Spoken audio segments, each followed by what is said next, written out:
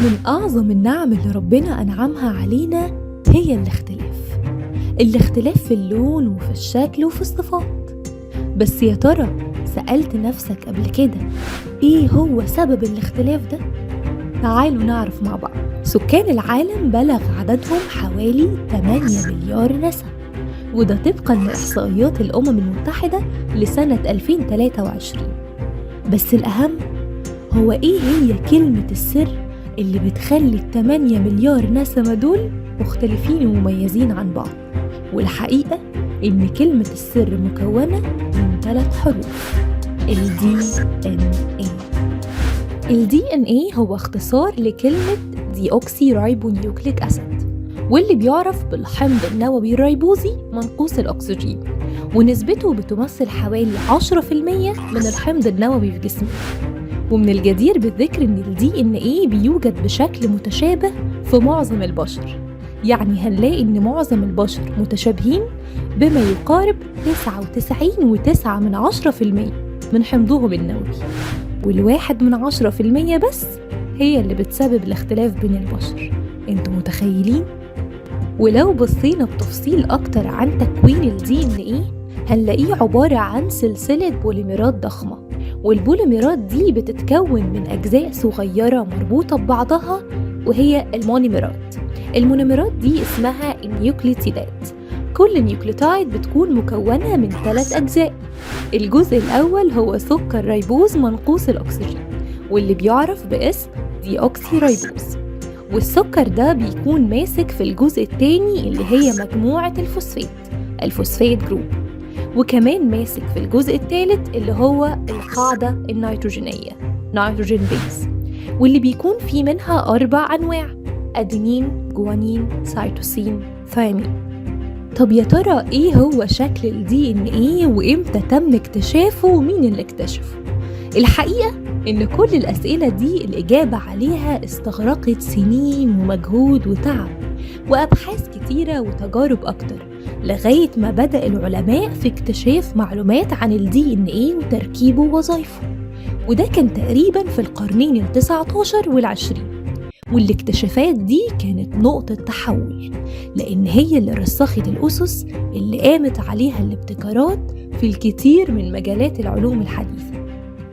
بدأت الحكاية سنة 1869 لما قام العالم السويسري فريدريك ميسشر بعزل نواة كاملة من الخلية، وبدأ بالتحليل الكيميائي لمحتوياتها، فلاحظ بوجود مادة غنية بالفوسفور والنيتروجين، وتنبأ بأهميتها في المستقبل. وفي أوائل ثمانينات القرن ال19 قام العالم ألبرت كوسل بتنقية المادة واكتشف خصائصها الحمضية العالية، ومن هنا جاءت التسمية بالحمض النووي. وبيقال إنه بحلول عام 1952 اكتشفوا إن ال DNA هو اللي بيحمل الصفات الوراثية اللي بتشكل دور مهم وأساسي في تكاثر وتطور الكائنات الحية وقيامهم بكل وظائفهم الحيوية. وسنة 1953 وتحديداً يوم 28 فبراير أعلن العالم الأمريكي جيمس واتسون والعالم البريطاني فرانسيس كريك اكتشافهم للتركيب الكيميائي لل DNA، وكمان قدروا يوصلوا لاكتشاف شكل ال DNA، وهو شكل لولبي مزدوج الشريطين، وقاموا بتشبيهه بشكل السلم اللي بيتكون من عمودين مستقيمين متوازيين الشكل، وليه درجات بتفصل بينهم مسافات متساوية. وهنلاقي إن العمودين دول هم عبارة عن مجموعة من السكر الريبوزي منقوص الأكسجين والفوسفات مربوطين ببعض، وده اللي بيمثل العمود الفقري لل DNA. أما درجات السلم فهي القواعد النيتروجينية اللي بتعد جزء من النيوكليوتايد، واللي بيكونوا مربوطين بروابط هيدروجينية. وكل الاكتشافات اللي توصل ليها العالمين كانت بناء على دراسات وأبحاث روزاليند فرانكلين وموريس ويلكنز. ومن هنا نقدر نقول إن ال DNA هو أحد الجزيئات البايوكيميائية اللي بتحمل المعلومات الجينية المهمة لانتقال الصفات الوراثية من جيل لجيل، وكمان بيحتوي على التعليمات المهمة والضرورية للكائنات الحية للنمو والتطور والتكاثر. بس الحكاية ما وقفتش عند اكتشاف تركيب ووظيفة ال DNA، بالعكس دي كانت مجرد البداية لكتير من الاكتشافات والتجارب العلمية اللي لسه مكملة لحد دلوقتي. وواحد من أهم الاكتشافات اللي بدأ بالفعل استخدامه وتطبيقه على الكائنات الحية هو العلاج الجيني أو الجين ثيرابي. العلاج الجيني هو ببساطة تقنية بتهدف إلى تعديل الجينات جوه خلايا الجسم، بيتم فيها إدخال الجين في خلايا الشخص لمنع أو علاج المرض. ممكن يكون الجين اللي هيتضاف هو عبارة عن نسخة صحية من الجين اللي تحور في المريض، أو ممكن يكون جين مختلف بيعطل الجين اللي سبب المرض أو يعوض عنه.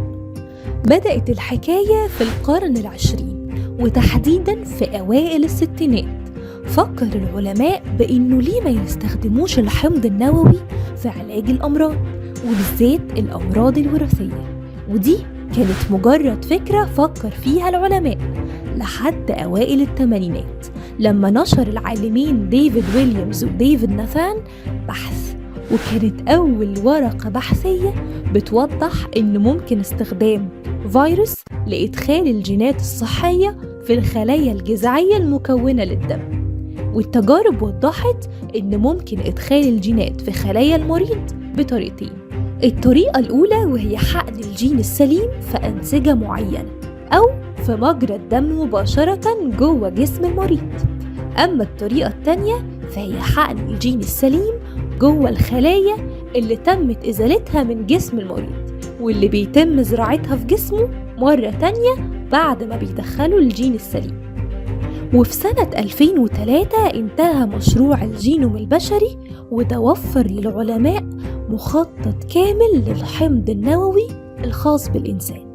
ومن الجدير بالذكر إن في الفترة اللي فاتت ولحد دلوقتي بقى العلاج الجيني حل واقعي بالنسبة لكتير من الأمراض، وتحديداً الأمراض الناتجة عن الطفرات الجينية.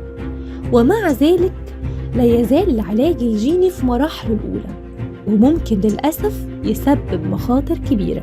وده بيرجع جزئياً إلى إنه لا يمكن التحكم الكامل في تكامل أو نشاط الجينات اللي هيتم إضافتها، لكن التكنولوجيا بتتحسن باستمرار، ومع تطور التجارب يمكن إن العلاج الجيني يحقق نجاح أكبر، وخاصة مع الأمراض الخطيرة اللي ملهاش علاج فعال تاني.